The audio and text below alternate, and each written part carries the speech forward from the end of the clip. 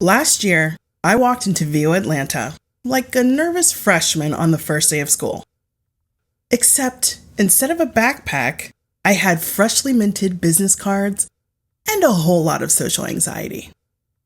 I knew maybe 5 people and still managed to not be able to find them among the sea of voice artists. This year, I came back with a plan, an actual plan. A game-changing, soul-soothing, vibe-altering plan. And y'all, it worked!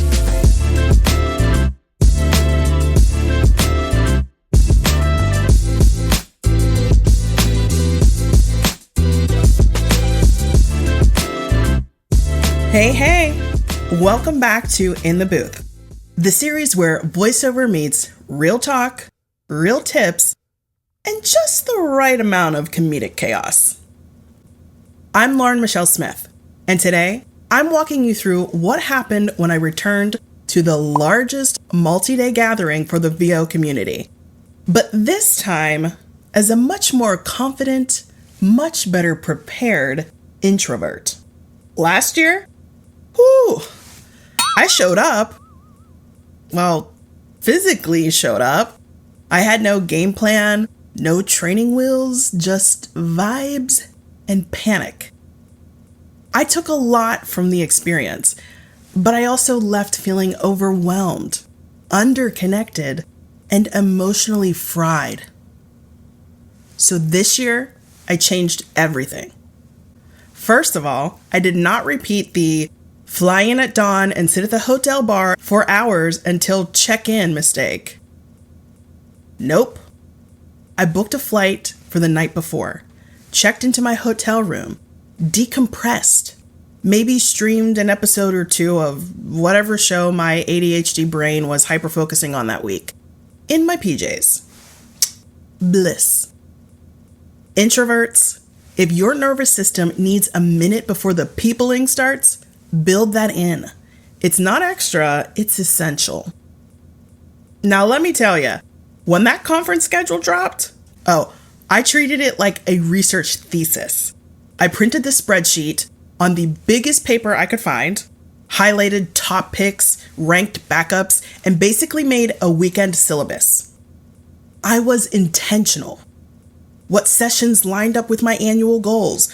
What would stretch me? What aligned with where I was growing? Live Announce became a huge focus this year. Partly because it aligns with my full-time career in live event production, and partly because I book in that genre.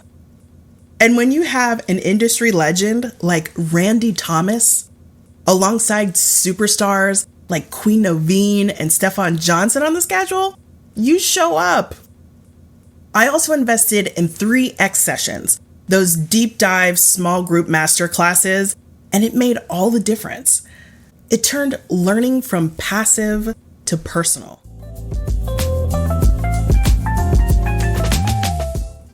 Knowing I get socially awkward when I'm overwhelmed, I even bought customizable buttons from Amazon, blank templates I planned to design, which of course matched my outfits. That said, I'm shy, say hi. Clever, right? Did I ever assemble them? Nope. Did they travel with me all the way to Atlanta? Yep. But honestly, I was in such a good place this time, I surprisingly didn't even need them. I'd spent the past year receiving amazing coaching, joining virtual workouts, taking advantage of Nava community webinars, doing in-person comedy improv, as well as virtual VO improv, and taking theater acting classes. That inner critic, the one that whispers, "You look stupid," had gotten a lot quieter. And all of that exposure meant I knew more people in the room. Some I'd met virtually, some from VO Atlanta last year, others were veterans admired from afar. That familiarity, it was magic. I also stretched myself by signing up for the Team Challenge, basically a voice actor group project on steroids. We were randomly grouped together and had to research, write, record, produce, and edit a full PSA in just over 24 hours for a real client. With sleep? Debatable. With coffee? Absolutely. With strangers? Oh yeah.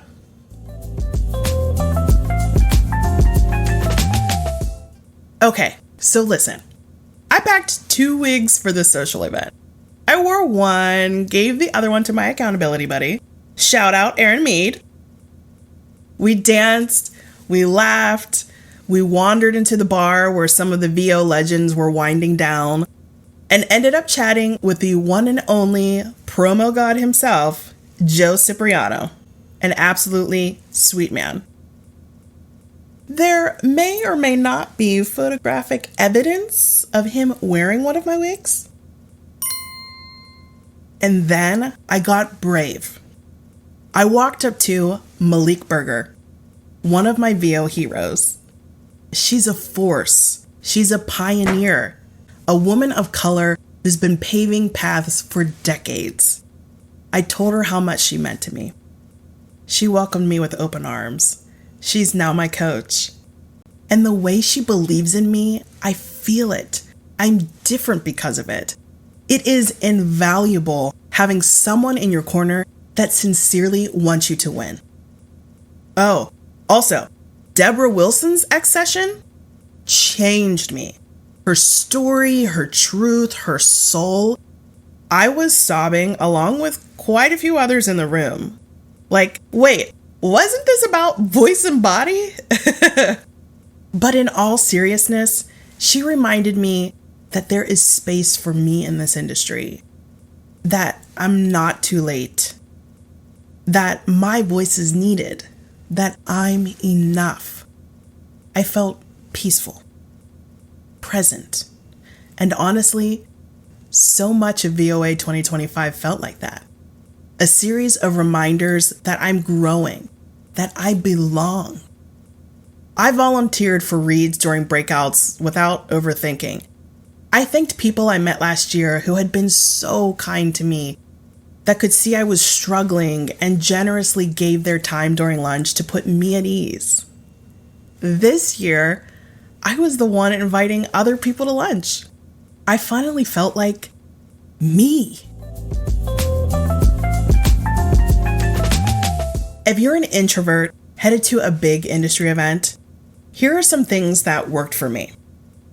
1. Make a session strategy, primary and backups, based on your personal goals. Like I said, 2025 just so happened to have a lot of live announced programming that aligned with my goal of focusing on that genre. But I also wanted to work on personal branding, and there were awesome sessions about that as well. 2. Fly in early to decompress. Avoid the stress of arriving with a crowd with nowhere to retreat. Now, I understand that financially, this may not always be feasible, but if you are able, I promise it is immensely helpful to your nervous system. 3. Know the venue layout in advance if possible. It reduces mental fatigue. This one takes a little more of a deep dive, but most hotels publicly advertise their ballroom space for events. If it's your first time at the venue, do some recon. That's one less thing to spike your anxiety on site. Number 4, push yourself in small ways all year long. Participate in improv. Get some genre-specific coaching.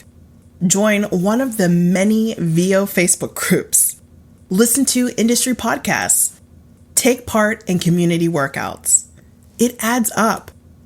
You get to meet new people in hopefully less stressful ways. You learn more about the business. You learn more about yourself and your capabilities. You naturally grow when you immerse yourself. Number 5, know someone else who's going to VOA? Connect with them in advance of the conference. This could be someone you met at a workout session, an in-person class, a Facebook group, etc. A quick check-in to compare notes on schedules and decide how much time you want to buddy up during the conference can be a lot less stressful than feeling all by yourself. Number 6, Set small, achievable goals. Focus on manageable goals, like maybe saying hello to one person per day, or one the entire conference, if that is less intimidating. Or muster up the courage to say, thank you, nothing else, to at least one speaker after a session that really resonated. It doesn't have to be intense, even if the anxiety leading up to that moment does. Celebrate the small stuff. It's huge. Number 7, let the extroverts do the work. Remember those introvert pins I didn't assemble? The plan wasn't just fashion forward, it was function first, because mustering up the courage to say hi can be half the battle. Let the extroverts do the heavy lifting. Sometimes you just need a clever button to break the ice, or at least the option of one. Number 8, say hi to your heroes. If they're real ones, they'll make you feel seen. I mentioned this before, but especially in the VO community, there's room for so many talented artists. And I'm telling you, everyone sincerely wishes you well and would love to positively impact your journey. So stop and say hi. Number 9, let yourself opt out of sessions to recharge. Don't apologize for pacing yourself. Remember, outside of X sessions, the fine folks at VOA got you covered. All public sessions are recorded and will be available after the conference to watch. Number 10, most importantly, be kind to yourself. The fact that you put yourself out there in the first place is a massive win. If you're navigating conferences as an introvert or just figuring out how to grow your VO career, I'd love to hear from you. Drop a comment, share your favorite tip, or tell me what's worked for you. If you like this video, click that button. And hey, subscribe if you want more VO stories and strategy. Until next time, stay blessed, stay busy, and stay booked.